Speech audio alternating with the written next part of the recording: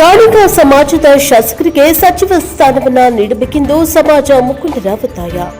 ಸವದಿಯವರಿಗೆ ಸಚಿವ ಸ್ಥಾನ ಕೊಡದಿದ್ದಲ್ಲಿ ಉಗ್ರ ಪ್ರತಿಭಟನೆ ಮಾಡುತ್ತೇವೆ ಎಂದು ಎಚ್ಚರಿಸಿದ ಸಮಾಜದ ಮುಖಂಡರು.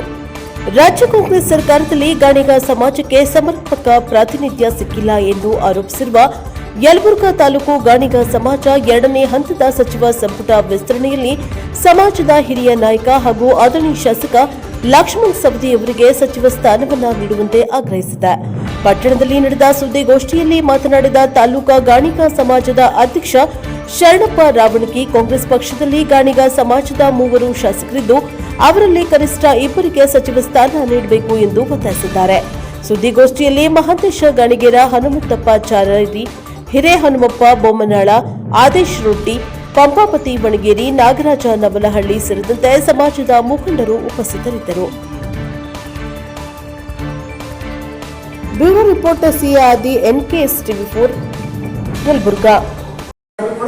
ನೋಡೋಣ ಅಂತ ಒಂದು ಅವರೇ ಹೇಳಿರೋದ್ರಿಂದ ನಾವು ಯಾವುದೇ ಅವರಿಗೆ ಅತ್ಯಂತ ಪ್ರಬಲವಾಗಿ ಮಾಡಿಲ್ಲ. ಅದು ಬಹಳ ನಿರೀಕ್ಷೆ ಇದೆ.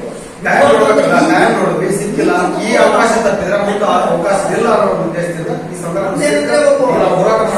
ಸಿಗ್ಬೋದು ಅನ್ನೋ ಉದ್ದೇಶಕ್ಕೂ ಮಾಡಕ್ಕೆ ಸ್ವತಂತ್ರ ಅಭ್ಯರ್ಥಿಗೆ ಮುಖ್ಯಮಂತ್ರಿ ಸ್ಥಾನವನ್ನ ಒಂದು ನೀವು ಯಾವುದೇ ಪಾರ್ಟಿಯಲ್ಲಿ ಏನು ತಗೋಬಹುದು. ಆದ್ರೆ ಬಿಜೆಪಿಯಲ್ಲಿ ಅದು ಅಳಿತೂಗಿನೇ ಅವರ ಆಮೇಲೆ ನೋಡಿನೇ ಒಂದು ಕೊಟ್ಟಿರ್ತಾರೆ, ಉಪಮುಖ್ಯಮಂತ್ರಿ ಸ್ಥಾನ ಕೊಟ್ಟರು. ಅಂತ ಪ್ರಭಾವಿತ ವ್ಯಕ್ತಿ ಮಾಡಿದ್ರು. ಒಂದ್ ವೇಳೆ ಆಂತರಿಕವಾಗಿ 3ನೇ ಹಂತ ಬರುವುದಾದ್ರೆ ನೀವು ವೇಟ್ ಮಾಡ್ತೀರಾ?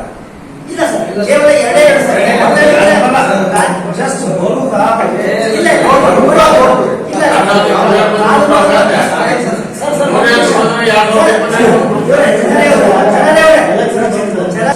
ಸ್ಥಾನಗಳು, ಈ 19 ಸ್ಥಾನಗಳನ್ನ ಏಕಪ್ರಕಾರವಾಗಿ ತುಂಬುತ್ತಾ ಇದ್ದಾರೆ.